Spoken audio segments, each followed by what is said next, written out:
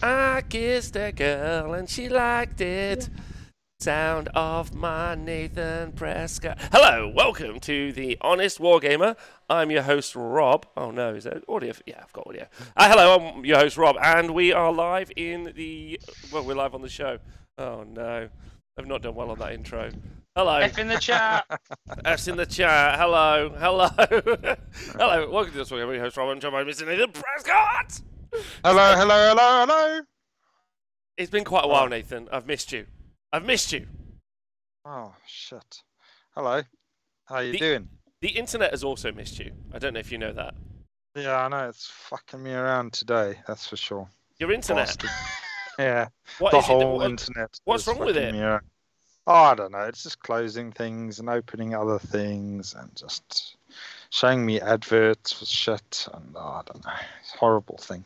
Arguably, too many websites, Nathan. Yep. Arguably, too many. Yep. Not arguably, it just is. There is. We're also joined by Dark James. That's right. Normally James Powell is here, but now we're joined by Dark James, the new James. Hello, James. How are you? Ahoy, ahoy. Oh, no, it should have been darker. All right. That's all I'm getting. Wait, watch out. Yeah, here to slay dreams and ambitions.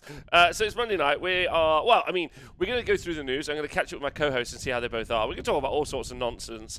But if you are interested in the main subject of the show, it'll be at some point in the next 4 to 7 hours that you will get it. There'll be a timestamp probably, because I know how to do those now. And it's going to be, we wrote our own battletome. Okay, so we wrote our own battletome. Didn't take long, took a week. So, a whole week, but still a week. So we wrote a battletome, and we're going to talk about what's in the battletome. It's not finished, not perfectly finished, but it's most of the way there, which is fun. Cool. And so we're going to talk about it, like a preview, a battletome preview, basically. No one else has got that. But before we do that, Nathan, catch us up. What have you been up to? Talk to me. What's been going on? Hello. What's been going on hobby-wise? I can say that I've not done a lot of Warhammer. I've played a couple of games of Zombicide and Dixit, if that's tabletop gaming for you. Dixit, good choice. Yeah, Dixit? Dixit is probably just a beautiful game. The cards are mental, like just so good, mind-blowing. You got pretty cards that have got like somebody's dreams or nightmares just drawn on them, but really well done. And then you look at the cards and you've just got to say a word or a phrase. Like the way we do it is can be a phrase, a word, a song. You can do an interpretive dance, whatever. And then everybody's got to try and find a card that also does that thing that you've just done. And then you just put them down and then you vote. And some people win the vote, other people don't win the vote. Little rabbits run around in circles. It's great. There are rabbits in it. What do the rabbits do? They run around in this big circle. Okay. Yeah. And then that's how you keep a score. How do you win? How do you win? Oh, if you've got the fastest rabbit, you're the winner. James, have you played this? Years ago. It's been a long time. Why am I the only person who's not played the rabbit game? I feel... Dixit. Yeah, I feel like a dick. How I feel. So you haven't done any Age of Sigmar-y hobby? Yeah, I have also done a bit of that, but not hobby in the way that you know it. I've listened to Soul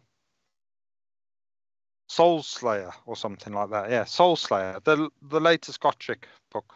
Oh, how is it? I've done that. Yeah, it's great. If you like Idoneth, Deepkin, and Fire Slayers, they both feature heavily in that. It's pretty good. A bit of fire and moisture. Yeah, it's quite great. I like the way they describe how the Idoneth, how the Ether Sea works and all of that. And how people are like, after the battle, like, what happened? Why are all these people dead? Why is my castle all fucked up? Oh, yeah, because they're Men in Black people, don't they? Yeah, and they're like, Must have been the weather or something. Yeah. Meanwhile, there's like loads of dudes like all chopped up, and yeah, it's quite funny. And then the way the fire slayer, there's a big battle, and the fire slayers are all they've just been having a big party, and then they're like, oh, cool, these guys have come to party with us, and they rush out and have a fight, and it's great. Yeah, it's good. Okay. Good description. Yeah, I mean, that's not bad. Thanks, Hawkeye, for resubscribing. Thank you, everyone in the chat, for joining us live, by the way. Hello, hello, hello. Welcome to the bloody show. Okay, sounds really good. Was there a favourite moment? Like, is there anything you were like, yeah, this is some very good, good stuff. Yeah, it was, my favourite moment was when the Fire Slayers were doing their drunken style boxing. I mean, fighting. That was great. Just whenever the elves are dying, pretty much my favourite. Favorite bit too. Yeah. Okay. All right. Perfect. Okay, James. What about you? You done any hobby recently? What have you been up to, my friend? I've done no hobby. I've been really lazy. So for 4 weeks, I don't think I've done any hobby. I bought some hobby. So I got the Bringy Dingy and other endless spells. They came in the post. Okay. They're still in the box. They came in. They've sat there. Okay. I ordered some Skaven bits. They're in the box. They came in. So I find now, like, I go through weird stages of where, like, I want to build and paint and where I don't want to build and paint. And I found that if I just don't force myself to paint, then when I feel like painting, it's enjoyable. So I ordered some nice MCP models, and I painted 2 of them, I think. That's probably all I've done. Oh, wow. In 4 weeks, I think. And then I also, which I didn't know there was a new Go Trek book because I normally like those, unsubscribed from Games Workshop's mailing list the other day because they sent me an email that was like, today's a good day. There's a corn release. And I was like, no. And I unsubscribed. you just said no. You were like, I was like, fighting no. talk. I was like, you don't even know me. Unsubscribed. But I did do hobby today. After like reading about it online, checking 3 times, I managed to finally order my Warhammer Plus models. Yes, you got Warhammer Plus. Warhammer Plus models. Hardest work of ordering a free toy I've ever had. Well, wait, so this is last year's Plus model. Yeah. Yeah, I haven't actually. I know, like, I've got the model in the, like, I also, how many clicks is it? A couple of clicks, 2 clicks, 3 clicks? Well, so you go to the website. So if anyone's listening, because it was not the easiest thing, I thought. So you go to. I just seen Mere Mouse's comment. I also clicked the unsubscribe button, Mere Mouse. No corn. You just didn't shout unsubscribe into the air. No, just into the air. No, it's just gone. No news. So you have to go to. So you go to the website, the normal store website, then you log in because it's all one account. Then if you've had your year of stuff, you go to the model that you chose a year ago, find it, and it should say it's free. You add it to your basket, and then you check out. Okay. What? Okay. A lot. But like finding it, I couldn't remember the names of either. And then I could remember that one was a Vindicare assassin, so he was easy to find. But the orc, I was like, I don't even remember what you were. So I thought it was very cumbersome, considering originally it was just like pick a model in a year, we'll post you this. It now seems like it's pick a model in a year, you can go on our web store, find it, check out, and have it sent to you. I don't think anyone knows what's going on with the whole thing, to be honest. Moose Operative in the chat has actually said that someone's written out an easy-use guide. Find your free miniature of choice on the Games Workshop web store, whatever it might be, and then add it to your shopping cart. Add the other miniature to your shopping cart, should you wish to purchase it in addition to your free miniature. Add anything else you like to buy to your shopping cart. Shipping on this order is free. Complete the checkout process as normal. That's it. Your exclusive Warhammer Plus miniature is on its way. Wait. No, wait. You just put it in your shopping cart? What? Yeah, it's on the normal web store, which I think in my head is probably aimed at then.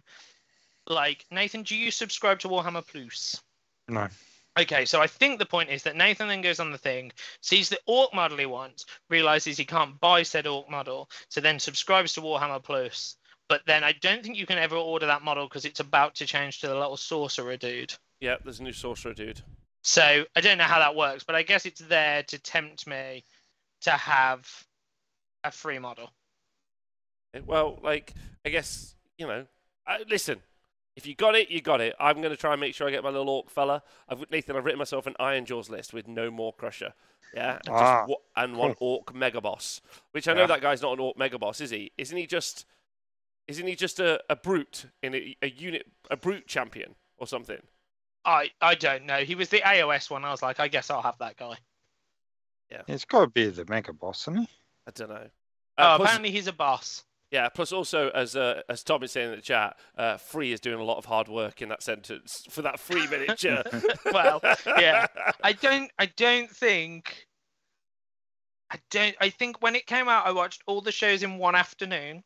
Yeah. I've occasionally watched the painting, and I tried to watch... Who's your favourite painting presenter on there, James?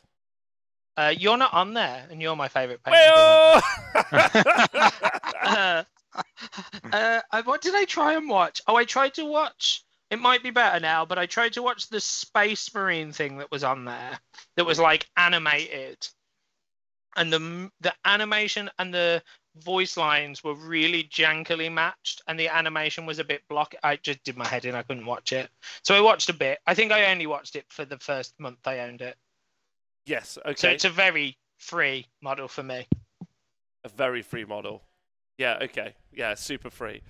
So Mima says, I think I watched 2 episodes on one series. I think the weird thing about Warhammer Plus, it was always sold as a streaming platform for like cartoons and, you know, like TV shows and stuff. And like, so I think that's what they got the messaging really weird, like really weirdly, when it was really more of like a variety content show. You know, you've got excellent painting tutorials. I've never watched a video in my life. And then I assume I would never watch a battle report. I tried all of it. Oh no, I watched 2 battle reports actually. There's a Christmas one with Squigs. Battle report too long. The lore ones are like it's just like a YouTube show. I think I'd find better lore from someone on YouTube, and that's not offensive. Well, I'm not trying not to be offensive to the person presenting it, but I think like quality-wise, there's probably YouTube channels that spend more on it. Yeah, so, and also the subjects are so specific. I was like, I'm not really bothered about some of these. Fair. All right, listen. There's some news. Do you want to hear the news? Yeah. Go on. Yeah. Well, I guess I could tell you quickly about my week if you wish, but whatever. Oh yeah, tell me all about it. Tell us your news first. Okay, so I decided to like knuckle down, and because you guys, whenever we do like a live tournament like series of games, we've been able to record those games at the same time for quite a while now. Yep. And then I either put them on Patreon or I don't put them on Patreon. It's probably the normal thing. And then I was like, I've always been like, I'm going to turn these into a battle report day. I'm going to and I was like, no, it'll take too much work. No. And then I was just like, fuck it. So I think like Wednesday, I was like, right, let's do this.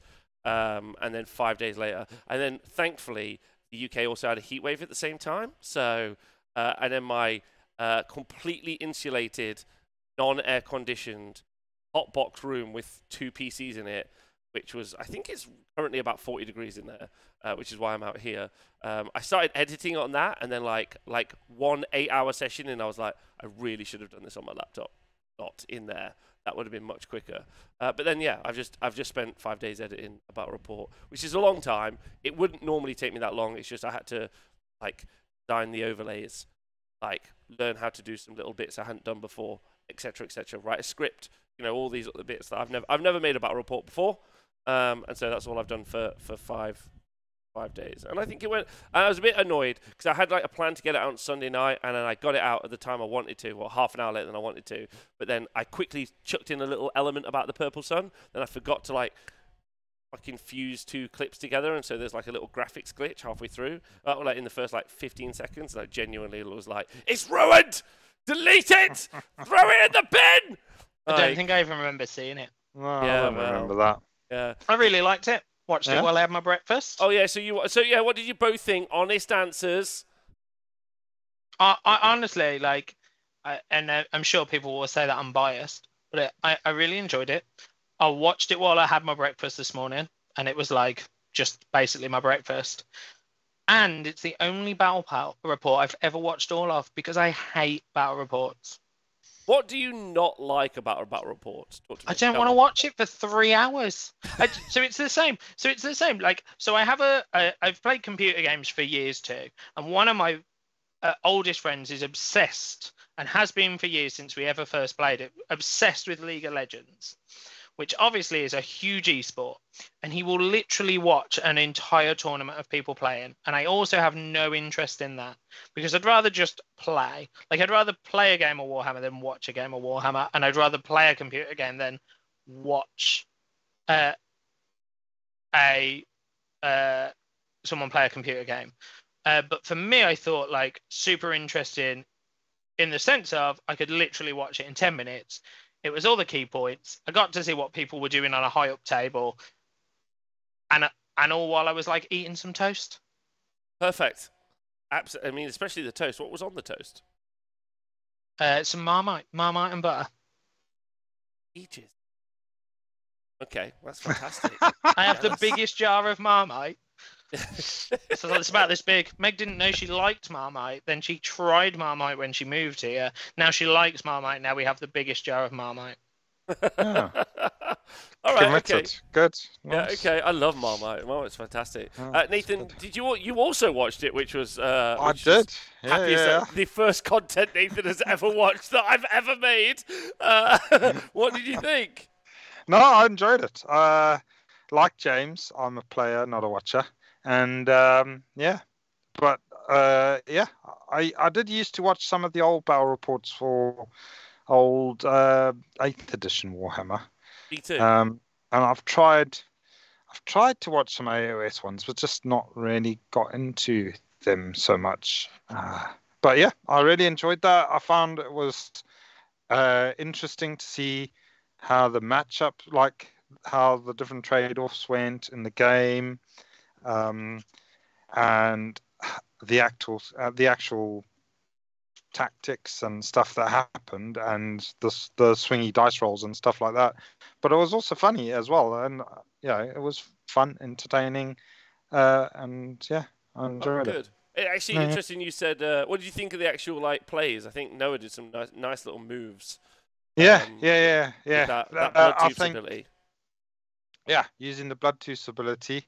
It was cool because I've not whenever I've played Iron Sun, so it was cool to see those plays being used, and the things that you could do with them. It was quite interesting, and made me think again about maybe I should try a blood tooth army, because it does look interesting what he could do.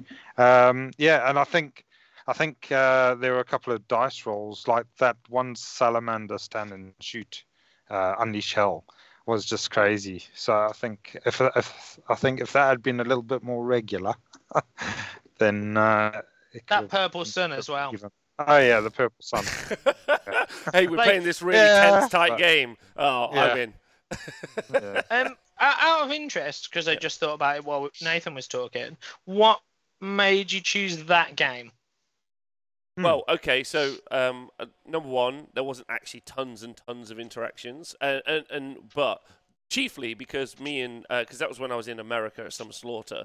Me and Tom, who were doing the coverage at the time, we actually closed the stream down because you're like, oh, this game's over. Like when the point where Noah had like all of his units in front of Ridge's army, we're like, it's all over. All right, thanks, chat. Like, we'll see you later. Like, off you go. And then like about 40 minutes later, they both come and they were like, Rob, do you know what happened in our game? And I was like, Noah won? They're like, no. And I'm like, what? What? So there was that, I think. And interesting, Nathan, you said about 8th edition battle reports, because actually those are what I grew up on as well. And they were kind of similar, although they were normally just like a photo. With like a photo, They were like always photos with people talking over them. That was it. And then like a fucking like a rubbish arrow over the top. Yeah, so that was a bit of an ode to like Once Bitten 360 and Mr. Malorian and Lord Tremendous. So I don't know if any of those people even exist anymore, but to all of those people, my love and thanks to you. Yeah.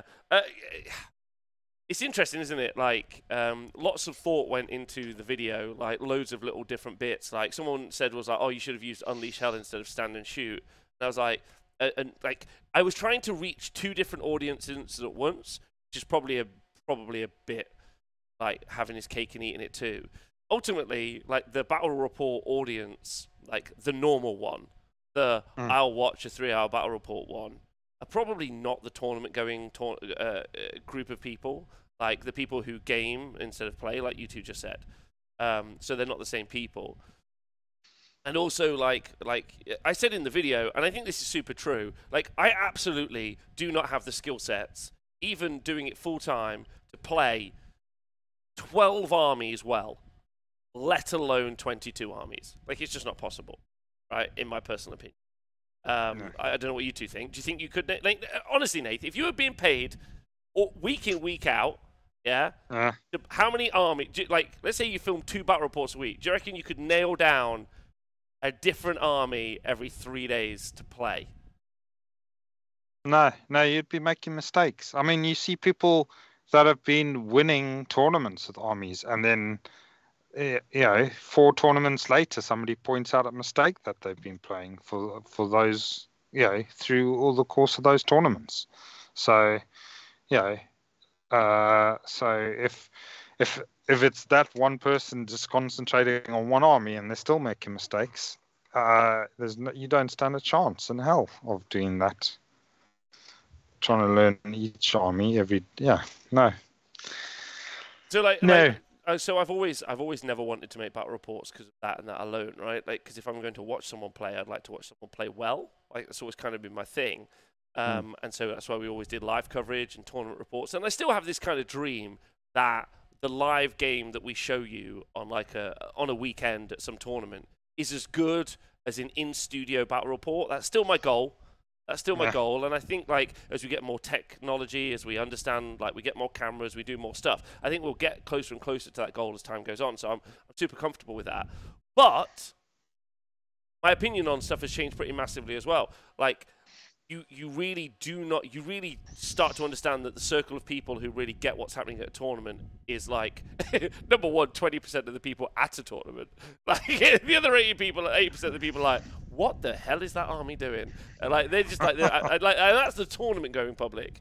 So, like, but when you, like, look at the numbers for a battle report, let's say, like, they can be up to like 40 to 50,000 views. And then you got to ask yourself, you're like, okay, is there 50,000 people who like Age of Sigmar that enjoy the games?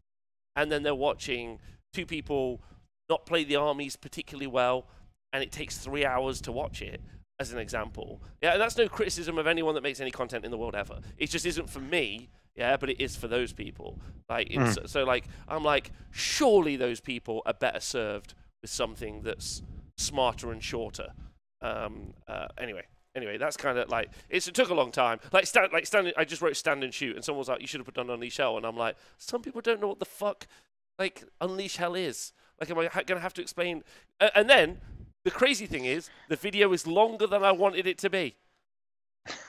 Like, I wanted it to be like 5 minutes. Yeah, I was like, look, there's Iron Jaws, he's got blood tooth, says that. But when you when you think to yourself, I need to explain this to people, you start going back and back, and they're like, what if they don't know what a gore grunter is? Oh, no. Because, Nathan, I talk to you, I talk to you about some armies, and you're like, what is that there, yeah? What's this, yeah? Because it's not a goblin. I don't know. Like, it's, thanks, guys, for resubscribing. Anyway, so that was my first stab at it. People have said that they've enjoyed it, and you two have been really nice about it. Thanks. But I think in the future, like, I'd like to try and make it shorter. Like, a lot of people are like, it was quite fast, and I'm like, weirdly, I want to make it shorter. I don't know. Like, I think I tried to make every section as short as possible, basically, and I think that I could still make it shorter. I think could be the goal, but depends. Yeah, what the story is. the people that watch the 3-hour ones, I think, are generally people that are watching them when they're painting or something. Well, this is it. They're not watching them, are they? Yeah, and it's just on in the background. And you probably, if you gave them a quiz about it, they'd be like, I think they were elves versus something, fish maybe. Yeah. Yeah. Also, like, watching someone roll 400 dice when you're playing against them sometimes isn't very exciting. So watching 2 people roll dice for 4 hours when you're not actually even there just doesn't seem like good fun. Yeah. Yeah. Like, no. I mean, look. Let's not criticize people. People enjoy it, right? But also the opportunity to watch something that hasn't really been presented to people. So we'll see how it goes. We'll see what the feedback's been pretty positive, and that's been really nice because when you work on something kind of in isolation for 5 days, and then you're like, will people even think this is like that's so terrifying? Like you know, like that was pretty scary. So, but generally people seem to have liked it, which I'm super happy about. And not to like toot my own horn, but I was actually pretty excited because actually it was something I wanted to watch. Does that make sense? Like it was 2 really nice dudes. Some really fun plays. There's some really good, like, I've got the next one I might do is probably going to be the Sinesh versus Skaven one. So Jacob played against Anthony Trentinelli. This is different Jacob to Jacob we know in some slaughter. But, like, I feel really bad about it because he just yeeted his army in and then just got murdered. Yeah. Like, and I want to be like in the post-match analysis, like, well, things he did wrong were everything.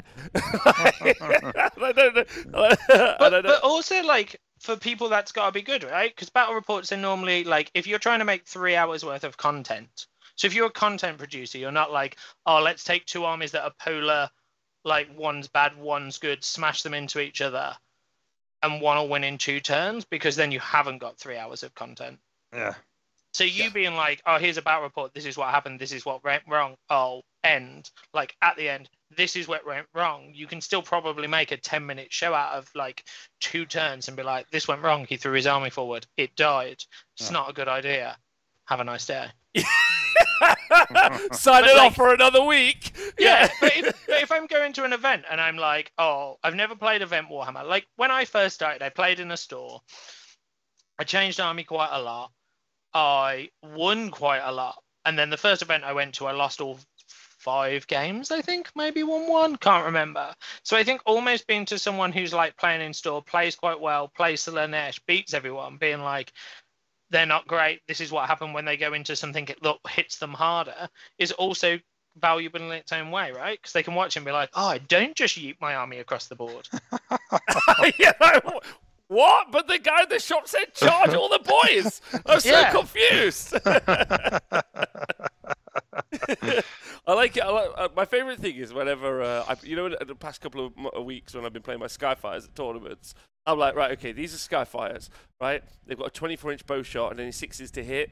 They shoot and they also get to reroll to hit and reroll to wound melee. Yeah, and they're like, right, okay, log that in my brain. They're a shooting unit. And then every single time, I just would yeet them like fucking 28 inches across the board. And then I just reroll to hit, reroll to wound, and they'd be like, what the hell? I thought they had bows. I'm like, they do have bows. Yeah, but they've also got discs. Yeah, like.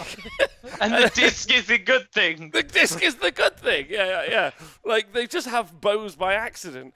And that's one of those things where, like, it feels a bit like counterintuitive, I guess is kind of the right way of saying it. Like, really, like, I had Adam was here earlier, and he was talking to me about his cockatrice list. And he just plays so differently to how you assume an army should play. Like, it's just scoring objectives. It's weird. So that's super fun. I hope to have Flesh Eater Court soon on as well, so I can just laugh at Speckles all the time. Like, that's what I'm gonna do. Captain Hindsight. Yeah, that's what I'm gonna. That'll be me, Speckles. That's like Captain Hindsight. That'll be my review. All right, do you want to talk about some news? Anyway, I liked making it, so it's fun, and I'm glad people liked it. That's what's important to me. Okay, so make sure I'm not in my main studio, so I've got to press buttons and everything. Nightmare. Okay, so if we flip this, can we all still hear everyone? I think. Hello. Yeah. Hello. Okay, so we've started to see. We know that the Lumineth. No. The Lumineth FOMO box. Oh no, James, you bought the Lumineth. You're in. They've gone. They've got. What do you mean? You sold them? They've gone. They're gone. No way. Yeah, they live in New Zealand now. Shut up. Wow. That's as far away as you could get them, right?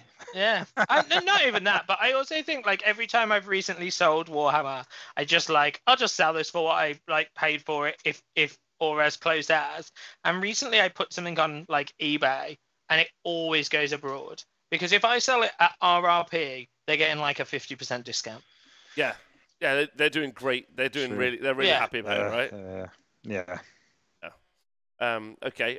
Right. Okay. So with that said, we've had a Warhammer community article specifically. So we know that the FOMO box for the Lumineth Realm Lords versus Tzeentch is available, which I'm very excited about. Is available next weekend. Obviously, I'm not going to buy it, but I'm excited about the new. I'm really excited about this box. I'm not buying it. Well, I'm excited about for 2 models. Oh no, I'm excited about it. That it gets me closer and closer to the new Tzeentch book, which I'm hyped about. Okay, that's yeah. But for people who are interested, for the Games Workshop curious, there's we've seen some new stuff. There's some sweet new artwork, and we've got a new bit of some new rules we've just seen. Yeah. So the Denizen War Widow draws upon the duality that imbues the rune of Enthlai, held in a hand to boost her already considerable powers. The artifact may repeat a successful spellcast on the roll of it. Oh my god, Lumineth players are such virgins. Right, okay, anyway, the rune of Enthlai, yeah? Once per turn, if this virgin successfully... Did I say virgin? Once per turn, this unit successfully casts a spell from the Lord of the Lore of Heesh, yeah, and that spell is not unbound, you can roll a dice after the effect of that spell has been resolved. On a 3+, you can immediately resolve, yeah, the spell for a second time. Can't wait for this to break something. This is going to be fine. 2 Purple Suns. No, because so you have to do it from the Lore of Heesh. From the Lore of Heesh. Yeah. So you maybe you're going to cast like 2 Speed of Heeshes. So I don't know if you want Severith to go 72 inches, but go for it. You might do 2 when you've got to spend a command point. You've got to spend 2, so 4 maybe. Don't really know how that works. And then like also reduce bravery board wide by 2. Or to a unit by 2, whichever it is, and then just do that twice. That's pretty good. The new Lumineth book though, all endless spells count as Laura Heesh, right? Yeah, that's the gossip, James.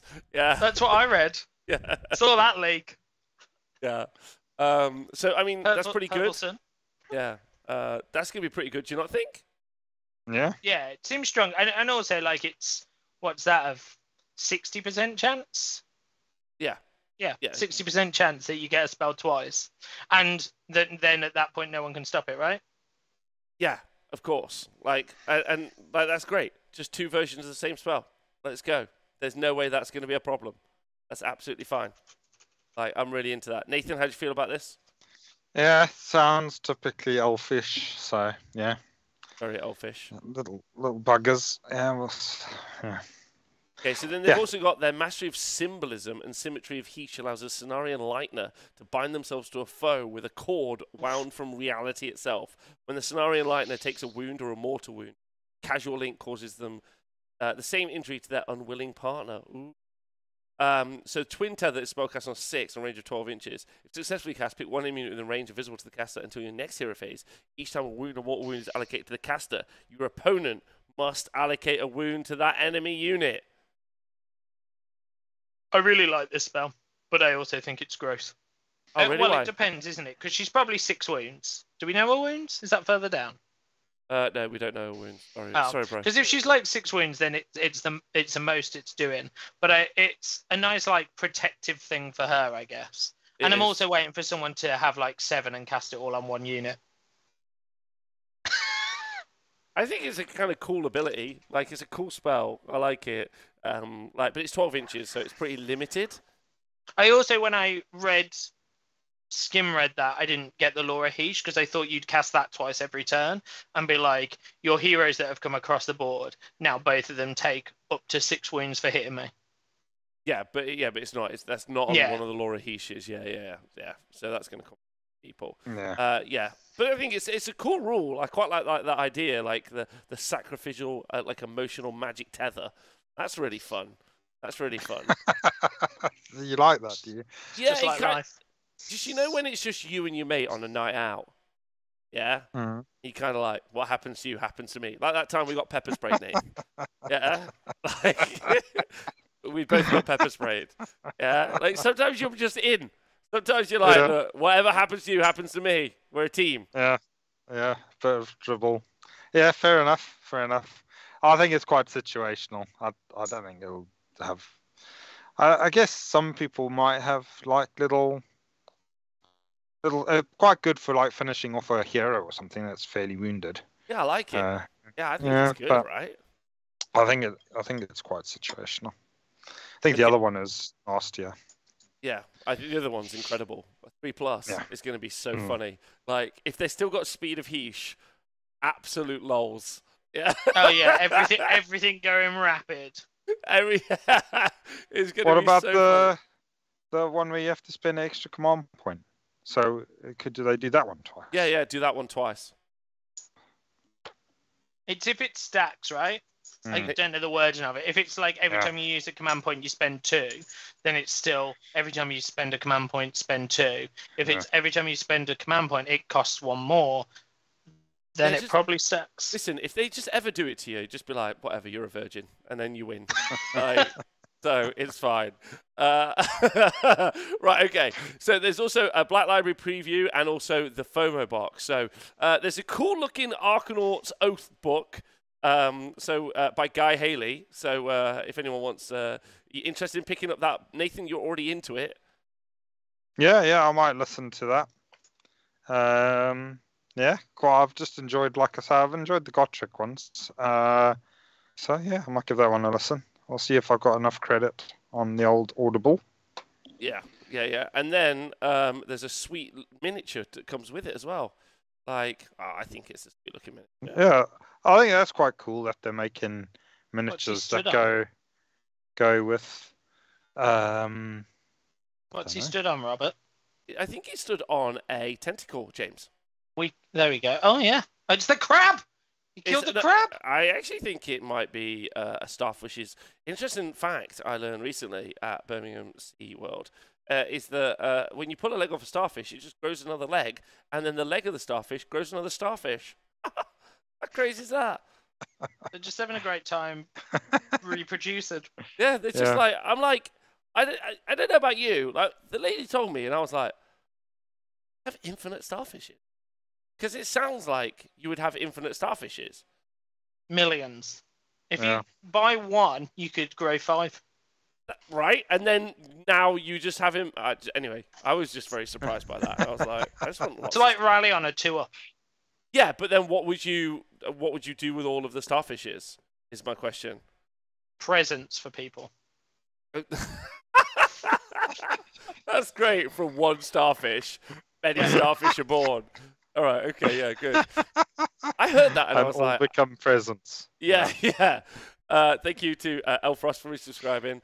Anyway, there's also then the Hollow King. So again, another audiobook and another miniature to go along with it. Right? Yeah, that's pretty cool miniature. That one is. Eh? Yeah, it's a little vampire fella. And then the bit that's There's exciting. so many cool vampire models that you never see, right? Yeah. Like, Age of Sigmar's got like a hero problem in loads of different ways. Like when you're 40k and you have a Space Marine Captain, a Space Marine Captain is significantly punchier than like a regular dude. But like a Vampire Lord will be like 3 attacks, he's round 1 damage too, and you'll be like, anything else? You'll be like, that's what he's doing. And you're like, do you know what I mean? So like I really feel like that they could make like on foot, like, you know, duelist style characters. Like narratively, but only heroes that fight heroes. Yeah, well, no, just like you just make him like, you know, kind of like the Light of Altharion, but like they like just give him a wicked melee profile, but still don't put his points up. Just be like, he's 120 points, but he's got 5 attacks at damage 3. I'm like, so? Like he's got 5 wounds and a 4 up armor save. He'll die. Like fair. He can be 120 points. Do you know what I mean? Come on, then. Do you know what I mean, Nath? Like, yeah. But anyway. All right, so then the Arcane Cataclysm, which is the FOMO box. So now this is Soren Tzeentch and Lumineth Realm Lords. So a little bit of, we know the price of this is going to be 135 boys in the UK, so 135 poundaroonies. However, like the contents of the box, I think equals 235 poundaroonies here in the UK. So like nowhere near as much as your energy bill. But still a significant discount. What's everyone? James, you're not getting this as you've sold the army. Yeah. Okay. I'm not getting this as I have everything in this already, or not the Lumineth way. Nathan, what about you? No. No bloody way. There's elves and weird Tzeentch guys in there. I'm not getting any of that shit. Do you know, I feel like this one's a really hard sell. I think this is an easy sell. Really? Why? So go back, stay on the so Sentinels we know are overpriced now. Sentinels are good in the current game. But you don't want them Blade overpriced. I don't know. Yeah, maybe I don't know. Like the Lumineth side's just so like it's all the stuff that people don't normally use and some Sentinels, right? No, I reckon people have got room for a situational Blade Lord. Be honest. Okay. And then the Tzeentch half, I feel, is so many lovely Arcanites, which I'm a big fan of, but they've also consistently been rubbish. That is true. Those muscle-bound magic users are not fit for purpose often. Yes. But like they've got some Skyfire / Enlightened, I guess, and also some Zangor. So the weird bit about this release from the Tzeentch side, as a Tzeentch, actually currently best Tzeentch player in, is that like none of them work together. That's not really true. The kind of like the Zangor and the Enlightened / Skyfires kind of integrate because it's kind of like a book of two halves, right? It's like the demons and the mortals, right? And yeah. So currently you have 20 useless lads. Yeah. So yeah, I mean, actually, they kind of make it in lists, but they're just chaff. They're just like 2 units of 10 battle line rubbish, basically. Tzeentch is a weird book. I was talking about this earlier. Like, most of the book now is too expensive and/or was always trash. Like, you know, and for a long time it was just Tzeentch Archeon. So it's a weird book. But the new one's coming. So I'm really excited to see if it's going to change and if like this army's going to be different. But I don't know. It's a weird sell. But the 2 miniatures, they're pretty nice. There's that elf lady, and then the new Curseling I think looks fantastic. Personally, but I already have a Curseling, so I don't need a new Curseling. I got the same Curseling, so I'm just going to use the same Curseling, which is fair. Then the Deathmaster's out, and the Lady Vines are out, maybe. But then I guess the big news for everyone is the Kronspine Incarnate is now available to buy individually. So you don't need to buy the big terrain box for £135. And instead, the Kronspine Incarnate is just £35 itself. So it just comes in at 35, which is pretty cheap. You get it from a third-party retailer, you're looking at 26 pounds, basically, which means that like we could see many more Kronspine Incarnates on the tabletop. So, yay. What do you think about that, Nath? Thinking of picking yourself up a Kronspine Incarnate? Not really, but I mean, yeah, that does seem like a decent price for that size model. Even though it looks like a pile of shit. But yeah. That's what I was waiting for. When you were like, that's a decent price, I was like, but it's rubbish. I still hate it. I got a bunny. It cost me £6. And I got 7 bunnies to go. But I guess they saw everybody was using printed ones. And they were like, well, we need to get rid of... real boy sold. Yeah, let's fucking get rid of these ones then. Yeah, do we think... Yeah. Maybe. I mean, that's our theory. But do we think they cracked open all the terrain boxes and took the Kronspire out? I don't know. I think they sold quite well. I've seen a lot of legit Kronspines knocking around the world. Like I've seen quite a few. So I think like there are some legit boys out there, like just living their best lives. And I think that I don't know. Like, I mean, whatever. Like, I see a lot in lists. Like, yeah, they are popular, aren't they? They're good 400 points for a lot of armies. Yeah. great 400 points for a lot of armies. Yeah, 100%. But either way, now people don't have to spend 135 points. So the barrier to entry to putting one in your army is lower if you weren't already kit bashing your own. I really don't know why people aren't kit bashing their own, if I'm honest. Like, if you're running, like, any army, like a Gits army like Nath is, why there isn't some sort of, like, kit bash you're doing for your Cronspine Incarnate, as opposed to 35 quid's a lot of money for just, like, I mean, are you narratively bought into the Cronspine Incarnate? You're like, no, it has to be this model. Like, I need the story for what this model is. This is so important to me emotionally. I don't know. Yeah. Like, so anyway, but I mean, it's good it's out, like, for people to purchase, pick up, and everything. Yep. Then there's some terrain. This is the Megadroth Remains, easily the worst thing they've ever made. Like, Well, that's from the Cronspire box, isn't it? yes, yeah, but it's just terrible. Just broke open the box, selling it in parts. I just wanted to say it was purple. Terrible, sorry. And then, well, for Warcry, we got some sweet miniatures around, man. So the Always. Centurion Marshal is out. Looks amazing. Absolutely love him. Big lad. Big lad. And then the Chaos Legionnaires are also out. And they look... I don't want to look at these. Keep going. Bro, these look fantastic. No, keep going. I don't want to look at them. Absolutely don't agree. No, don't want to look at them. Look at the little guy in the middle, his first day of being a Chaos Warrior. Like, I don't want to look at these. Why? Because I'll probably want them. Like, they look... You've got kind of some that are like, oh, are you a goat man? Are you getting towards goat man? They look amazing. Yeah, but the little guy Just in the middle... Goat man curious, I am. For people listening to the podcast, there's just a, like, young, fresh-faced whippersnapper, yeah, with a shield and a sword, just trying his hardest to be chaotic. He's doing all sorts. All sorts. He looks brilliant. I love that guy. Yeah. The Warcry stuff is cool. It's always cool, but also, like, I like whoever makes it is like, do you remember when back in the day a Necromunda came out and you always had a Juve, which was like the little kid looking one? Yes, of course. But now they're not allowed Juves because who knows? And I feel like the people making Warcry are like, oh, let's just put the little lad in. We won't call him anything different. Just put the little lad back in. Okay. Excellent. All right. Big Excellent. fan. Big fan of that. Just the, Yeah. honestly, I think it's great. And then there's a Warcry compendium, which sure, whatever. Okay, so that's all of the news.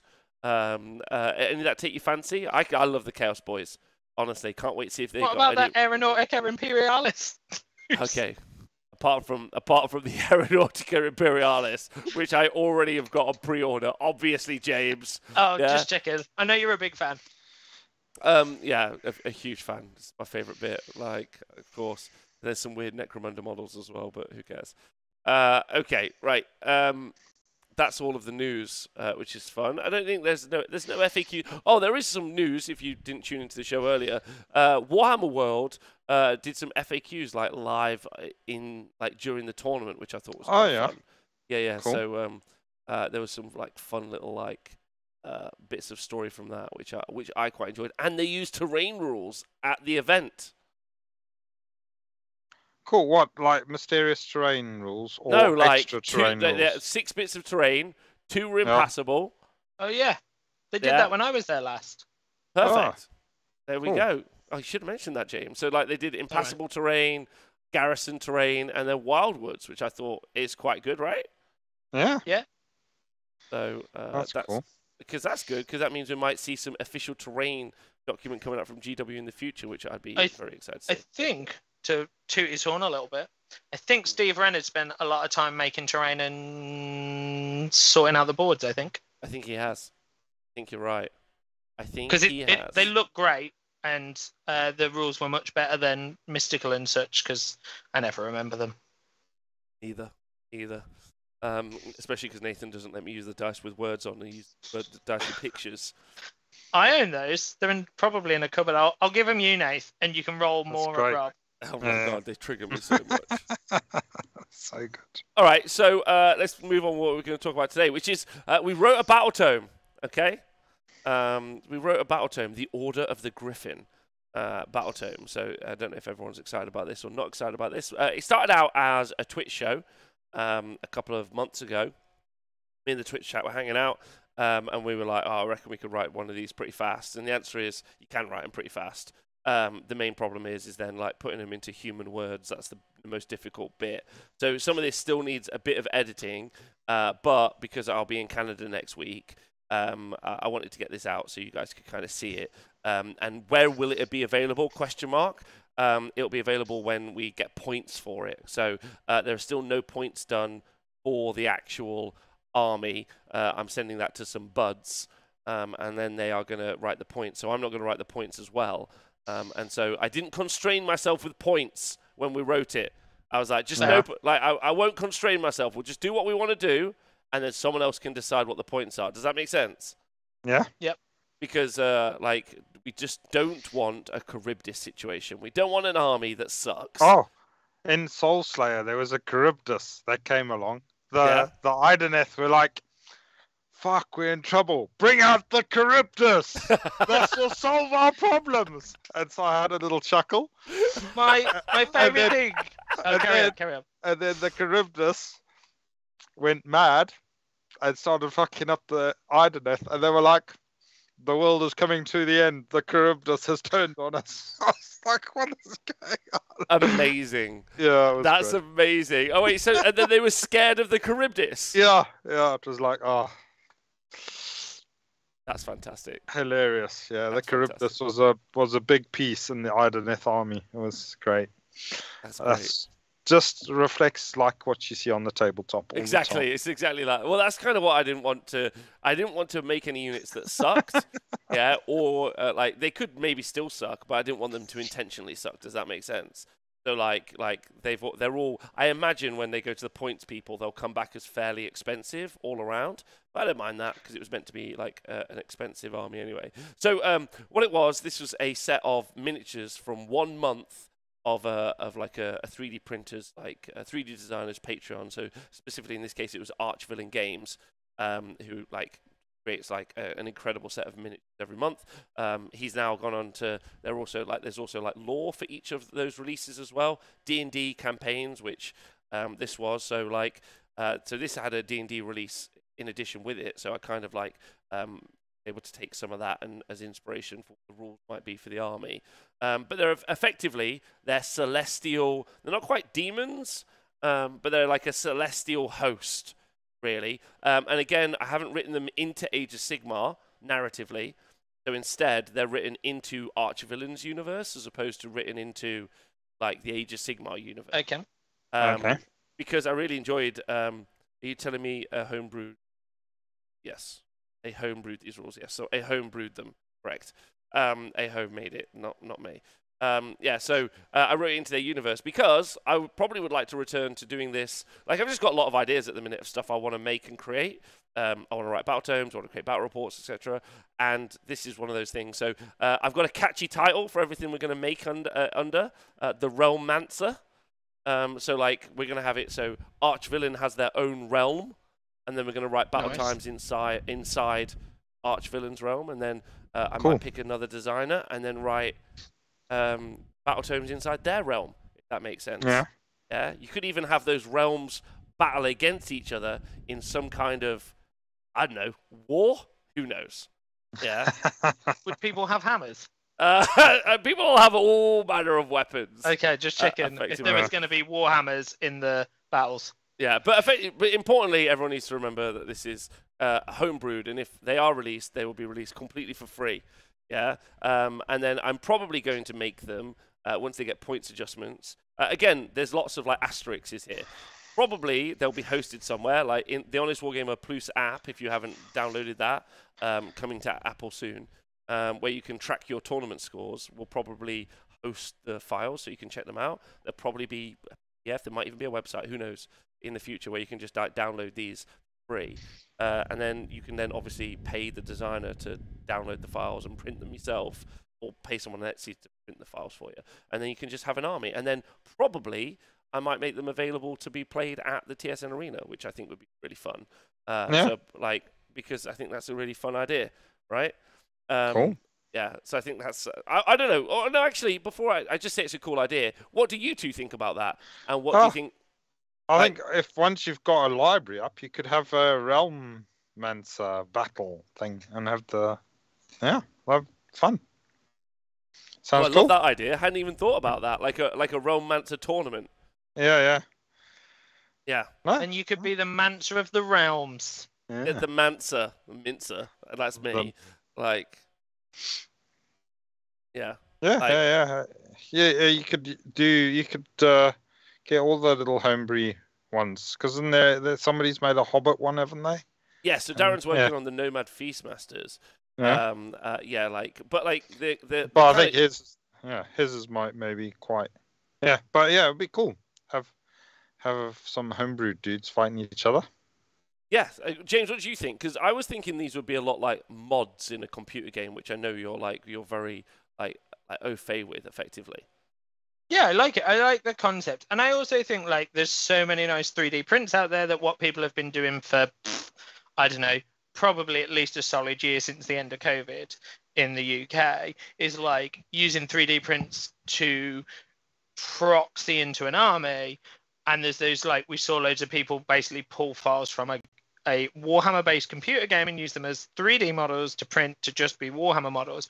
Whereas actually it's cool to give a platform to some cool models and be like, well, this isn't a Celestin Prime, it's a model that has rules. And I think as long as people are writing rules that are fun / fair / playable, then it's pretty cool.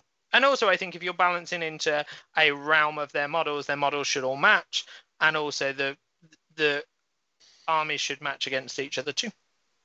Yeah, like my thoughts are like not that far yet, but I think effectively I'd like to get a group of people who like want to create points and point them themselves, right? If that makes sense. Yeah. Okay, so let's go through it. Like, if you guys are comfortable with that, we'll try and again, it's not super finished, but we'll try and speed through it, as you can see here. So there you go, the unofficial. So don't worry about that. No DMCA strikes, please. So the Astral Court, the Order of the Gryphon. Okay, and then you get to see a bunch of archvillain stuff. I think it looks quite nice as well. I don't know if everyone at home thinks. And then it's just a kind of traditional like set of rules that you could potentially use in Age of Sigmar, right? So we'll start with the battle traits for the army. Okay, cool. So maybe we should talk about the story quickly. To kind of like give you some. Oh, did I write the story in? Maybe I should do like a little preface for the story. Something for me to remember. All right, battle traits. Celestial hosts. The hosts of the heavens are many and all channel holy power in different ways. Celestials are haughty, it's true, but also keen to root out the wicked and bring judgment to the false. They are to be the sundering force of the divine and not peacemakers. Through decree, but by smite and fire. Right. So there are 3. So that is the intro. Perfect. There are 3 sub-factions. Can I just say one thing that I'm slightly disappointed about? Yeah, what is it? Where you did to root out the wicked. Are they birds? They're birds, yeah. And you missed a roost pun.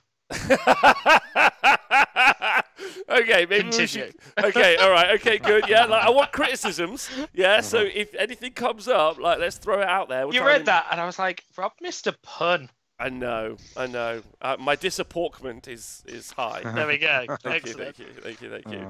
Right. So then there are 3 sub-factions. There's the Enlightened Host, the Host of Damnation, and the Feral Host, right? So, like, I don't really know much about, like, you know, like, Christian mythology, like, or, like, you know, celestial mythology, you know, kind of like all of those mythoses and stuff.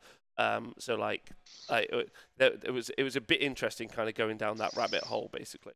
Right, so then the true heirs of Stratos. The celestial bastion of Stratos is not easily approached by the enemy. All pathways are guarded by the Order of the Gryphon. So there's basically in the heavens, there's a big bastion, yeah, and then this is what they guard. I don't know why they guard it, but they guard it. Striking from the sky like mighty bolts, there are a few who can stand the descent of these angels. Griffins prowl the sky looking for the enemy and almost always have dominion and of the engagement points in battle. So they're super fast. And so to represent that, a unit of Order of the Gryphon adds +1 to rend and +1 to the damage of their melee weapons on a turn in which they charged. Cool. Nice. Yeah. Okay. Sweet. So just think of that in the head. And then you've got Sky Hunters. Every time your opponent, so this is Guardians of the High Reaches, always ready to pounce at a moment's notice in protection with their charges. With lightning fast reflexes, you move them to the strike, or you will never get the chance, because they basically just fly in the air and like strike down at you, right? They're always above you. So every time your opponent attempts to charge, you can roll 2d6. If the roll is higher than your opponent's charge roll, you can charge the declaring unit Countercharge one of the Order of the Griffin units within 12 inches by rolling higher than your opponent. So your opponent tries to charge, and then they roll a 7, and then you roll 2d6. And if you beat it, you charge them instead. Nice. Right? I think that's fun, right? Yeah. Cool. Do charge modifiers influence that roll? Do they have to roll higher than the natural roll, or the one with the modifiers? A great question. I'll write that so it makes sense. Thanks very much. There we go. Next up, I'd say the answer is charge modifiers work. Yeah. Yeah. Okay. Yeah. Cool. Hope and despair. So this is the fun bit, which the Twitch chat came up with when we did the show. So this was each unit in an Order of the Griffin army starts a battle with hope. Yeah, because of course they're like celestial, right? They're like all hopeful and like, oh shit, like oh shit. For each unit once per battle, you can say that the unit will use its hope to use. So once per battle, like you can use the special ability on its war scroll. However, if you do so, that unit becomes despaired and suffers the negative effects. Yeah. Oh, cool. That's cool. Yeah. Thanks. And then you got Angelic Defense. The first wound or mortal wound allocated to each unit in each player turn is negated. If the unit is a hero, then it's in every phase. Nice. Nice. And that's just one I stole off Chaos Dwarves. Right, there's a command ability. Retreat and charge. It's just called Retreat and Charge. Yeah? Retreat and charge. It's just a command ability, retreat and charge. Easy. So they retreat and charge, and they get +1 damage and +1 rend when they charge. So they're like quite fast, basically. It's a combat army, really. So then you've got command traits. You've got a couple. You've got add +2 to the attacks of a melee weapon. So, like add +2 to a wounds characteristic, and then you got the Voice of Authority. The first command ability this unit issues per battle round can be issued to 2 units instead of 1. Now you might think like there's not a lot here, but there's like 2 special characters, and then there's only 2 generic characters. That makes sense. So probably we'll take the special characters because they're fucking cool. But there you go. Cool. You got Artifacts of Power. Once per battle, you heal all wounds allocated to this model. And then you got once per battle at the start of the shooting phase, pick an enemy unit wholly within 18 inches, and they suffer D6 mortal wounds. That's once per battle. And then Plate of Perfection. Attacks that target this model are -1 to hit. Love that. Nice. Thanks very much. Little Gork, thanks very much for resubscribing. Command ability, retreat and charge. That's genius. Thank you very much. That's command ability's name. Retreat and charge. Yeah, okay. I tried out hard with everything else, but I was like, I'm just going to call it that. Then you got some spells. You've got a +1 to wound spell. You've got a 6+ ward save spell. And then you've got, this one's my favorite, the Judgement Terminus. Judgement Terminus has a casting value of 8. If successfully cast, target a single model within 12 inches. Both players roll a d6. Whoever wins causes d3 mortal wounds and can decide if they will roll again. Only the winner of the roll can decide to end the judgment. Roll until the winner decides to end the process or a model is slain. Cool. That's a cool little game. That's cool, right? Like, that is a fun game. So the winner gets to carry it on. So you can do D3 mortal wounds to them and then be like, I win. I'm going to carry it on. So like you've got to really like. I think that's quite fun, personally. Yeah. That's a fun little game inside the game. Yeah. And if it look, I love the people in the chat. When does the Gilded Cloth take place? Great question. Anytime. Just fucking do what you like. It's a made-up battletome. So, but yeah, I'll sort that out. Again, it's not finished, okay? But this is mainly finished. You got prayer scriptures. The weird bit is that you have to write extra words to fill up space on the page. That was the bit that was funny. Like me and the graphic designer were like, they were like, you need to write more flavor text here. I'm like, why? And they're like, just to take up space. And I was like, fuck.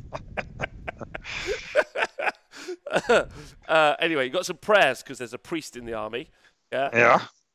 So you've got. So this is the important one. Ignite hope. Right. It only answers on a 6. Right. However, a Court of the Griffin unit can return hope. You can get hope back to a unit. Right. Don't forget they've all got hope. Right. Then you can gain a command point, and then you've got Calm Minds as a prayer that's cast on a 5. If answer, pick one enemy unit and half the charge rolls that unit makes until this unit's next hero phase. Okay. Nice. Oh baby. So there we go. So return hope. And then you got the hosts. Okay, so Enlightened Host is D3 units can be removed from the board and set up into reserves. When these units arrive via reserve, they add +3 to their charge rolls. Oh shit. Oh shit. You got Host of Damnation. Each one in this army can pile in and attack in the combat phase when slain if it hasn't fought in this combat phase. It does not affect mounts. Okay? Yeah. So I assume those reserve units are set up 9 away, are they? Arrive via reserve. Oh, that's me. That's a 40k thing. Reserve is stipulated. That's my Always brain. That's 9 yeah, away. yeah, yeah. Always 9 away. Cool, but I need to start 9 away. I need to write in. Thank you. And then Thorough Host, all claw attacks gain +1 rend. 40k's got some really nice stuff where it does have universal special rules that like translate. All claw attacks but gain +1 rend because there's loads of birds in this. There's loads of fucking birds. Right, should we go to the battle line dudes first? Yeah. Okay, we've got to skip down a little bit. Let's do the battle line units. Okay, so we've got a couple of battle line units. See here on the bottom, battle profiles. We haven't done the points yet. So they come in weird numbers because it's based on the number of like prints that the guy did. Does that make sense? Yeah. So the Griffin Riders come in 3s. The Justicar Angels come in 8s.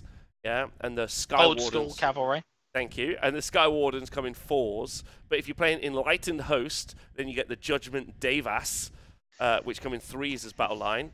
And if you're playing, if you have a Feral Host army, which is +1 to the claw attacks, then your Griffin Riders can be battle line. That's right. Everyone can be battle line. I can get triggered, internet. Okay, so should we talk about what do you want to talk about first? Do you want to talk about the Sky Wardens or the Ocelots? Right. Ocelots. Hold on. The Sky Wardens. You mean? Sorry, Sky Wardens or Ocelots. The Angels. The Angels. Yeah, but the Ocelots aren't battle line. Sorry. Let's do those Justicar Angels because we're there. The Ocelot Sky Wardens are battle line. Thanks for telling me, Dave. Are they? Yeah. Ocelot Sky Wardens are battle line. Oh, the Sky Wardens. Yeah, that's right. Okay. Do you want to do the Angels or the Sky or the Ocelots? Okay, Ocelots. Okay. God. Okay. The Ocelots. It's not like. Wish we knew who wrote this. Right, so the Ocelots, Sky Wardens. Do you want to hear the story? Yeah. You want to read it, Nathan, or do you want me to read it? Oh, I can read it if you want. Yeah, go on. The Ocelot are curious hybrid of birdfolk and celestial. Something about the Ocelot nature does not suppress the celestial nature in the same way it does for earthbound mortals. Every child of Ocelot and birdfolk is full Ocelot with no apparent dilution of the Ocelot traits. While not full members of the Order of the Gryphon, Ocelots work closely with the Celestials, serving as scouts and reconnaissance troops. There you go. Woo. Yeah, woo! Yeah, bird bodies. Right, so they got 3 wounds apiece. Yeah, that's definitely wrong. Let me edit that. That's definitely wrong. And a 3-up save. That is wrong. Hold on. Why is that wrong? No, because they can be 185 points for 4. 3. Maybe they're 3. Okay, let's just pretend that this is right at the moment. I think this might be right. I'll have to go back and consult my sheet. Okay, right. So because that means you got 12 wounds in this army, in this unit for a unit of 4, right? Yeah. I still feel that's wrong, but whatever. So they've got 3 wounds each with a 3-up save, and they move 12 inches, and they're bravery 10 because they fucking fly in the sky, right? They've got Heaven's Glaive, which is their weapon. Hold on, it's definitely copy and pasted wrong. Yeah. Okay, we can't talk about these. No, turn the stream off. That's wrong. Sorry. Oh, it's the same as the Angels. Yeah, I copied and pasted it wrong. Divas. As the Divas, yeah. Definitely wrong. Oh, anyway, is everything else wrong on it as well? Maybe they're swapped around because the Angels have got 2 wounds, so the 4-up save. I'm gonna have to go and consult my notes now. Oh no, the stream is rubbish now. Everyone's gonna think I'm a joke. Shit. Hold on, let me go find it. Talk amongst yourself, Nathan. I know for a fact that the Justicar Angels are correct. So do you want to read the story for them? The story, yeah. Yeah, the but story. I think their stats have been swapped with the Ocelots. I think No, if you no, swap no, the no, no, they haven't. I promise. Oh, okay. All right. So Justkar is a position bestowed by a high-ranked Celestials to their lesser brethren. The position carries great honor and respect, and most often than not, the individual who has it works under the direct orders of a very powerful Celestial, like a Dominion, or on very rare occasions, even an Archangel. It also comes with certain blessings to aid them to achieve their tasks. Oh yeah, so each of them have got a hope and a hope A thing despair and a mechanic. despair Yeah. thing. So because these guys are just the basic bitch battle line. Yeah. So they'll have 2 wounds each and a 4-up save. Yeah. Yeah. They move 10, and you have a unit of 8. And they'll have 2 attacks each, 3s and 3s, rend 1, damage 1. But their hope and despair, you can use your last hope in any phase when selected as the target for an attack to gain a 4-up ward. Yeah? Yeah. Like, for that phase. However, while this unit is in despair, you can no longer move if an enemy unit is within 3 inches of it at the start of the movement phase. You can't retreat. So you can't retreat. Ah. Yeah. Cool. So they can kind of be like a frontline, battle line tank unit. Yeah, like, because they've got okay damage profile, it's Mortek Guard, basically, or like, and then once per turn, they can become Phoenix Guard. But then after that, they're fucked. After that, they're sad. Yeah, after that, they're super sad, right? Join the Black Parade. Yeah. I mean, but when they charge in, they could, like, if they charge, and they move very fast, when you charge in, you will have there will be damage too. Pretty crazy. So they're kind of like really fast brutes as well in some ways, or like really fast Ard boys. So like an interesting unit, I think. Basically, I still can't find the bloody notes that I wrote this from. So I can't believe I copy and pasted it wrong. I was so close to getting it right, so close. Okay, next unit. Then we'll skip them, and then so that's the battle line unit, or the basic battle line unit. Do you want to do the big main character? Yeah. Yeah. Okay, let's do that. So, tell me what you think. Of Nathan, do you want to read the story for Astral the Angel? Okay, the Angel. So, is he the golden guy as well? Yeah, he's the first guy. Yeah. Astral the Golden, yeah. Yeah. So, Astral is the leader of the Order of the Gryphon, an order whose members are known for their relentless tactics, their aerial superiority, and their surgical strikes against the forces of evil. Aratel's size easily dwarfs his lesser brothers, and he has the head and the lower limbs of an eagle, and he sports 4 powerful wings. Loads of wings, baby. Loads of wings. Cool. That's my story, yeah. So, isn't his name Aratil? Yeah, Aratil. I think so, yeah. Okay. Don't like that? No, you were calling him something else. What was I calling him? I don't know. Something different every time you said it. Aratil the Golden. I think I was being dyslexic, which is a classic. Okay, so he's got... Nate, do you want to take us through what he does? Yeah, so he's movement 14, so super fast. 16 wounds with a 3-up save, and bravery 10 because he's an angel. His melee weapons, he's got a spectral sword, which is 2-inch reach, 5 attacks, 3s, -2 rend, damage 5. Oh, he doesn't mess about with that sword.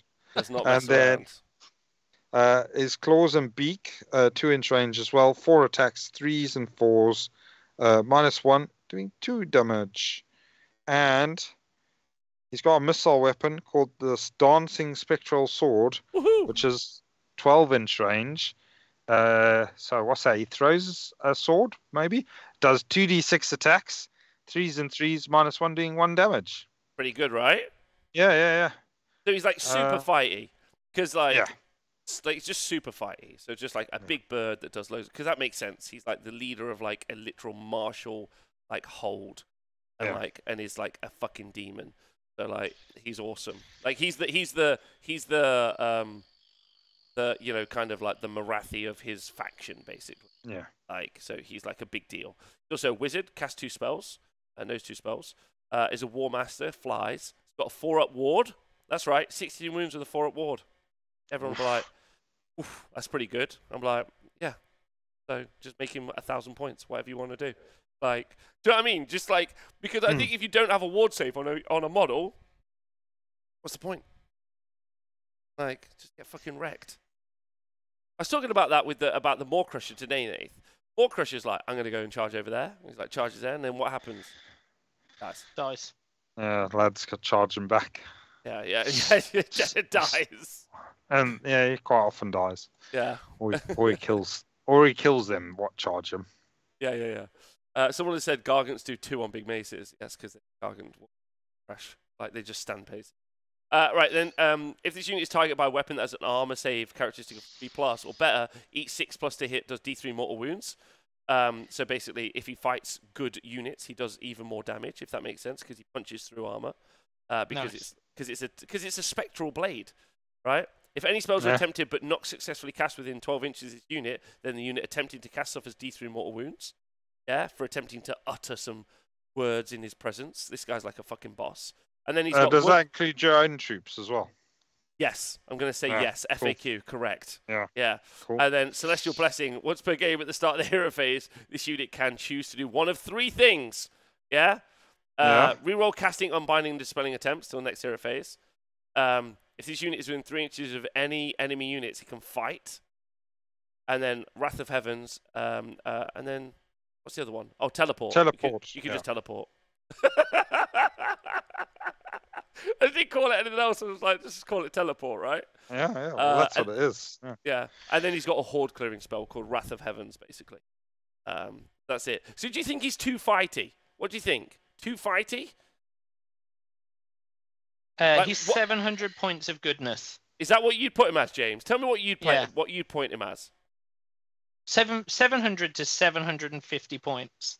Oh wow. Okay, Nathan, what about you? Yeah, I mean, how many points is Marathi? 670, 680, 720. Somewhere in that region, yeah.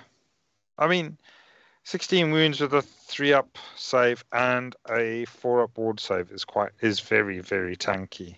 Yeah, there's no healing in the army. Yeah. So I'll use a Life Swarm if I'm playing a game that includes a spell called Life Swarm. Perfect. Yes. Good. But yeah. Like at that sort of point cost, he is what he is, or they are what they are. Yeah. I mean, he'll die to a purple sun. So, put it that way. But I wanted to create like an actual duelist, like an actual I will fight shit all day long sort of duelist. So there we go. We'll see what people make of that. Next up, you got another character, another named character, and again, I've realised I've forgotten to put his weapon on here. So again, work in progress. So he's got 16 wounds, boost 14 inches, 3-up save, and bravery 10. This is Sultan, favoured of Barakil. Nathan, what's the story? Right. The idea of a mortal, even a bright soul, commanding a celestial outpost is unprecedented. Correct. Keltan earned his position by leading a band of adventurers into the very bowels of damnation. Terrible. He struggles with his new position, much more comfortable with the diplomacy of the sword than with the actual celestial politics.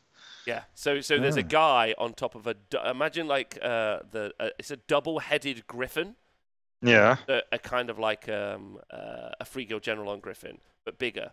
And then the guy on top of it is like a bright soul, so he's like an angelic soul dude, right? And then I haven't put his sword attack on, but he does also have a sword attack. But again, this guy is an absolute beatstick.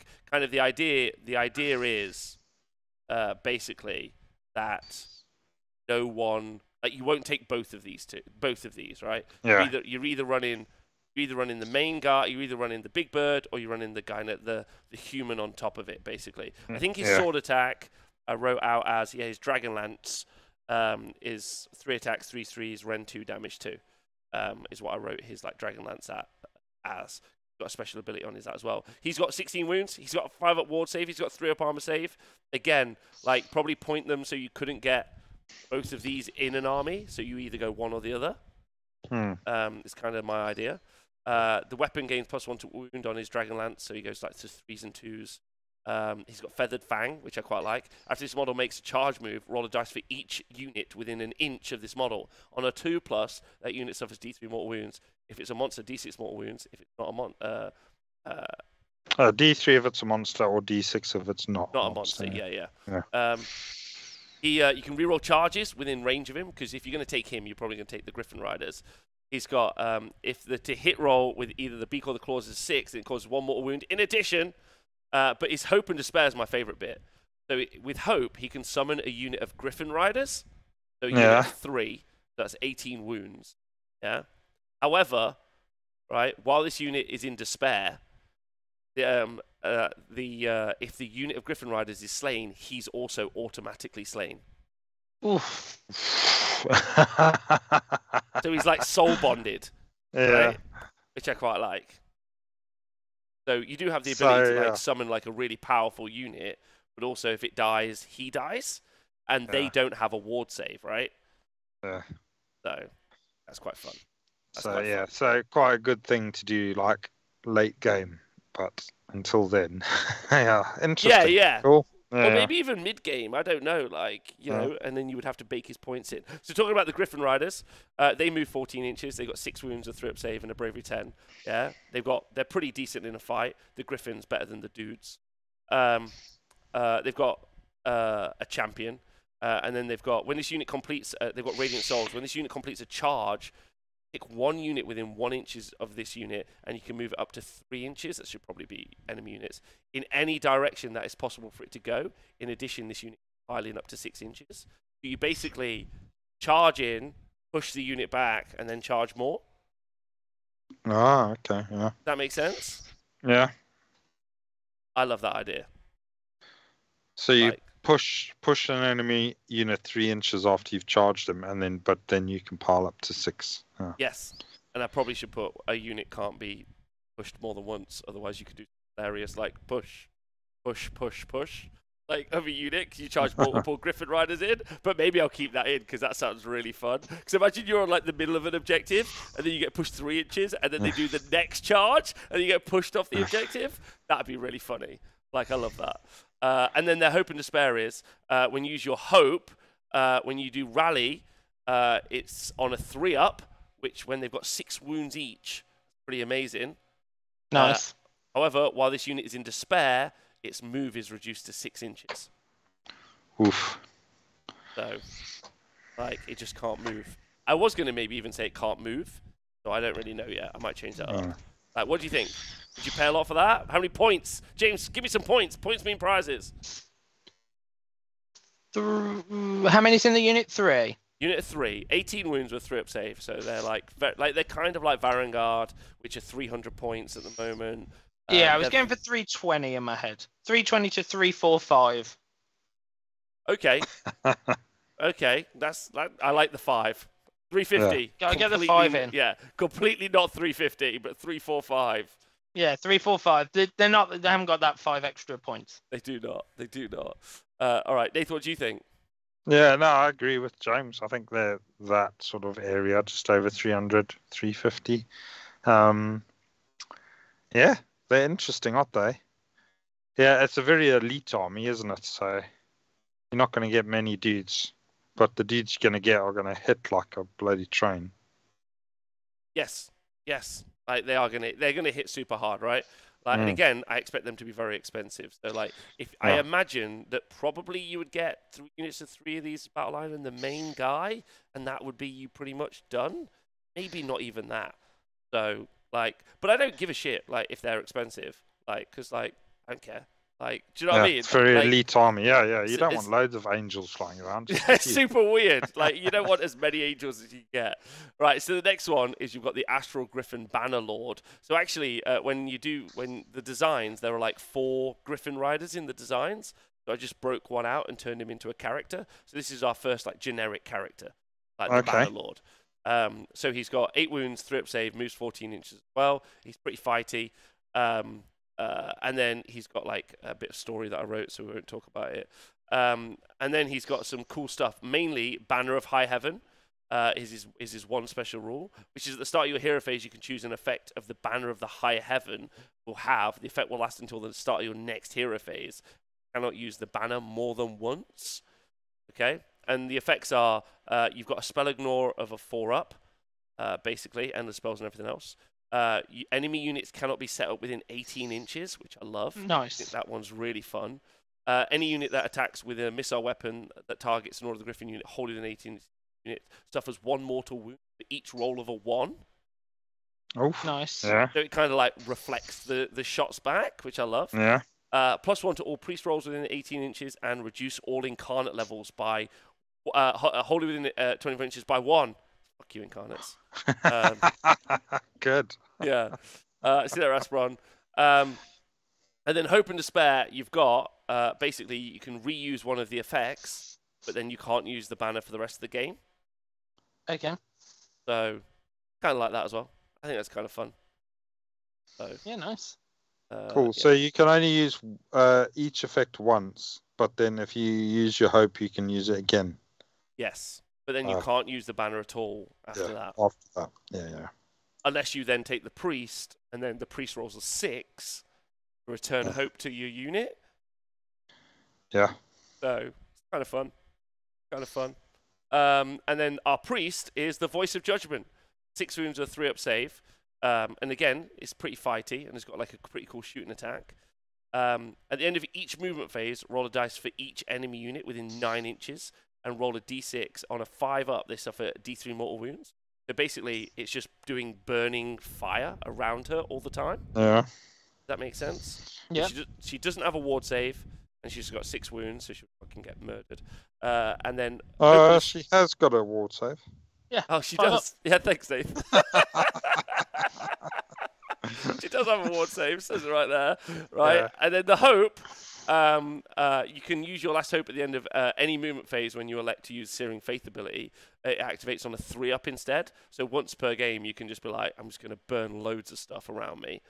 However, while this unit is in despair, you lose the ward save, basically. You do mortal wounds around you, and then you lose the ward save. Yeah. Cool. What do you think? Put out that fire. Wow. Yeah, that's pretty good. What did you think of the Bannerlord? How many points did you pay for the Bannerlord? What do you think? The Bannerlord was 8 wounds, 3-up save. 220. Funny. Yeah. It's James, you points in the future. 220 is great. The guy is way more expensive than 220, but I'll take it.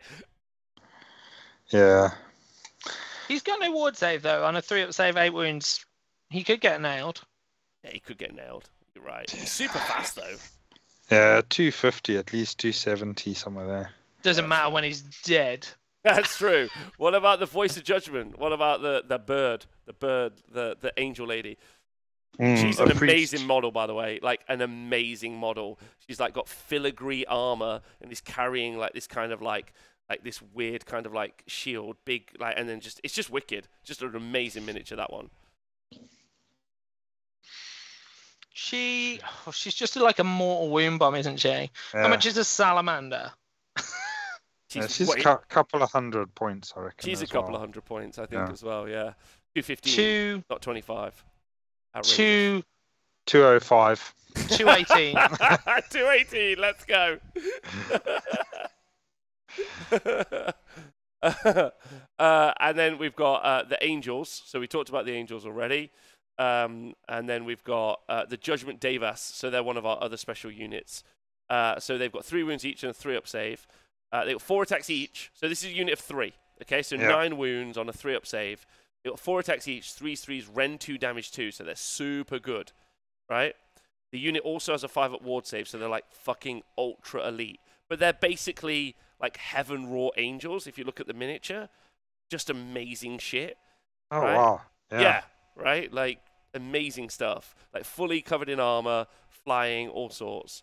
And then they've got change shape. In the combat phase, when you pick this unit to fight, it will reveal its true form instead of fighting. If you do so, this unit must retreat. So you can just retreat the unit, if that makes sense. Like a skink. Like a skink. On the days of yore. Yeah. So I like the idea of like a unit of 3 of this bopping around and being like really tough to fight. I think is quite funky, basically. And then the Birdmen, finish off the Birdmen, right? Because I do actually have the Birdmen now to hand, right? Sorry about that. Okay. That's my fault. So they've just got I'm sure they got 2 wounds each. Hold on. 2 wounds apiece with a 5-up armor save. 2 wounds apiece with a 5-up armor save, right? And there's a unit of 4 of them, right? And they're also and they move 12 inches. And then their weapon profile is 4 attacks, 4s and 4s, no rend, damage 1. So they're just like a weight of attack unit, not even bopping about. But they got some special abilities, right? After the armies are set up before the first battle round begins, the unit can move 6 inches. So it's like a big screening unit, which I love. And then Hope and Despair, you can use the last hope in the combat phase when this unit is selected to fight. Each model gains 2 additional attacks for its melee weapons. So 6 attacks each. So a unit of 4 of them, 6 attacks each. Yeah, just going crazy. And then and don't forget, if they charge, they get +1 rend and +1 damage. Oh yeah, if they're Yeah, but then I haven't pointed that in for the whole thing. Let's I know, right? Skip it all again. But while this unit is in Despair, you can no longer be used or be affected by command abilities. So like, no, they're still brave. They'll be okay. No, they're bravery 6. Oh, yeah, they're all running away. Yeah, they're running away, right? Basically, and that's it. That's the whole 145. 145. 145. What, for a unit of 4? Yep. Interesting. So that's 8 wounds on a 5-up armor save. Yeah, they're fast though. They are very fast. The whole army's fast, right? Because they're bird people. That makes sense. Yeah. So what do you think?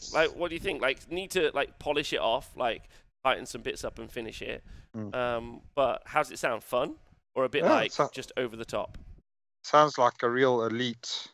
No, I think you could still build an army out of it. It'll be very elite though. You're gonna only not have many units, but the units you have will have influence on the game. I think so. And it doesn't really have any healing. Like, it's got almost no summoning unless you take literally the summoning guy, and then you die to the summoning, which I think is fun. And is interesting. It's too elite. Like, you want the banner guy because you want to ignore the spells and everything else. And then you're like, oh well, I also want the troops to hold objectives. It was a really fun project, to be honest. The bit that takes the longest is just making sure the words make sense. Does that make sense? When you're just like, oh, this unit teleports, you're like, okay, outside of 9 inches, dickhead. You always have to type that in, which I think is interesting. But I was sick of just seeing incredible sculpts from different designers and not being able to play them on the table. Does that make sense? Yeah. Because James, last year you got a Kickstarter for a bunch of Bretonians, right? The best lads. Right, and I'm sure you would want to play the Bretonians on the tabletop. Yeah, I still want to play my old fantasy Bretonians on the tabletop. Right? So if they just had some modern day rules so you could use them in current Age of Sigmar, I feel like that's the future. I don't know. I'm interested in what everyone else thinks. What do you think, Nathan? Yeah, I agree. I mean, obviously there's all the legend rules, but they're just far behind. They, like you say, modern Age of Sigmar rules. So they just wouldn't compete really. So yeah, it's just like using the legend rules, but now we're just expanding the legends and making new ones. So it's cool. Exactly. Yeah. I think that would be really, really fun, in my opinion, especially modernizing them and keeping up with the current version of the game. Will it be a project that I commit to fully at the moment? Absolutely not. Because I'm doing my new battle report series, battle reports in 2 minutes. It's just me screaming. I'm just like, there's loads of guys! They're fighting! I reckon I could do a battle report in 2 minutes. Could you do a battle report in 2 minutes? Yeah. Some lads are playing a game, someone's rolled some dice, most of these models are gone. See you next week. That wasn't even 2 minutes, James. You had... There you go. It's not even fact. And then at the end, I'll be like, I think it was a bit boring. I zoned out halfway through. Got a text message, sent that. Doesn't matter who to. Yeah. Okay. See you all next week. Maybe we should all do one. I'd like to see Nathan do a battle report in 10 minutes. Me too. If you two could return an army or get a new army in to the Mortal Realms, or just basically able to play a Warhammer Fantasy Age of Sigmar tournament, sorry, like, could you think what it would be? Like, what would be, James, is just definitely for Bretonian for you? So I would love to see, like, do you know what, like, the little kid in me that still likes going to castles and exploring and history would be like, let's put some Bretonians back in Age of Sigmar. Let's get some old school knights. But I'm not sure, like, if we went into Age of Sigmar, I'm not sure how much, like, French knights actually fit. But I think there was that new Shadespire war band of, like, witch hunters with dogs.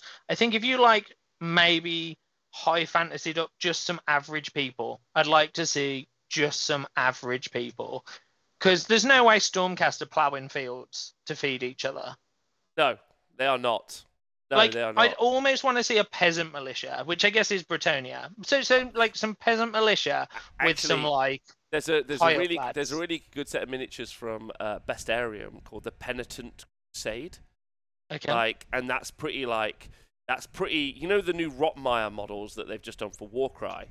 Yes. So yeah, just take a moment to look at it. In fact, I'll get it on the screen very quickly while we're talking about it. But they're they're very kind of like almost Sigmar-y. Oh yeah, I got it. I think. Have you found it? There's like a horse and cart.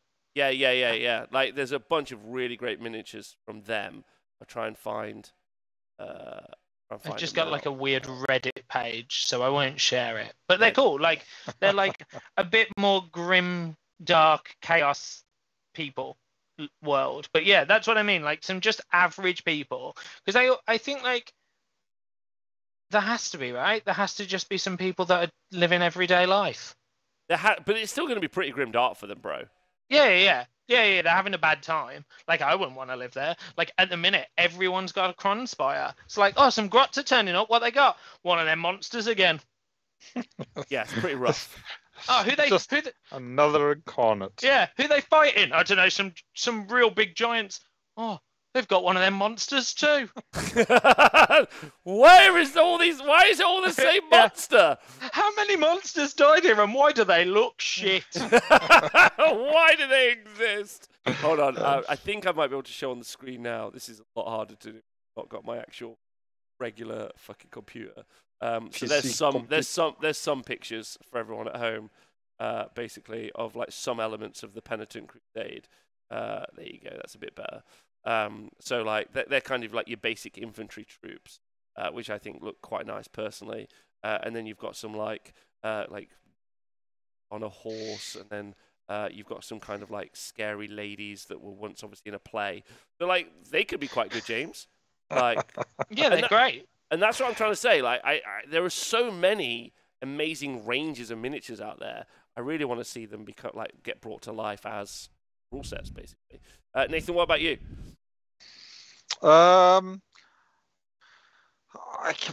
Maybe something along the line with wolves and bears and stuff. Maybe even like Bugman's Rangers, but with animal mates and that hate Sigmar as well. Fuck that guy. Amazing. What? So it's just a bunch of dwarfs, but like a more like rangers. Yeah, like forest. I forgot that you've become a hippie. Like, I'd forgot for a minute. Like, yeah, hippie dwarfs. Yeah. With their forest folk buddies, bears, wolves. There's actually a range. There's a range of that. Tigers. There's a range for that. Yeah, okay, that would be fun. And it would just be interesting, right? Like, I don't know. I think Age of Sigmar, but specifically fantasy war games on the tabletop, has actually only just really scratched the surface of its availability, in my personal opinion. So, cool. All right. Well, chat, let me know what your armies would be that you'd want to return. Same for the podcast people, and what armies you would return or want to see. Have you two got any shout-outs before we head out today? I'm going to shout out you for your little 5-day, 10-minute battle report. It was 17 minutes. It was... The battle was 10 minutes. Okay. The battle was 10 minutes. Okay. Yeah, I'm going to shout that battle report out. That was perfect. Yeah. That was great. Guys, you actually liked it. Too. Phew, smashed it. Thank you to Tom in the chat for donating 1,000 bits. And I think I also saw he donated some cash earlier, but it didn't pop up on the overlay or something. Thank you to Tom for just being a treasure and for not eating any Yu-Gi-Oh cards. Oh, you activated my trap card, GV. Right, well, thanks, chat. More in the future. Thanks for being wonderful. Next Monday, we won't be live. Well, I'll be in the United States of Canada. So living the dream. Yes. But maybe I'll try and be live. We'll find out. But anyway, thanks for tuning in. Thanks for being great. Thank you to Nathan and James for a wonderful show. See you soon. Love you loads. Bye.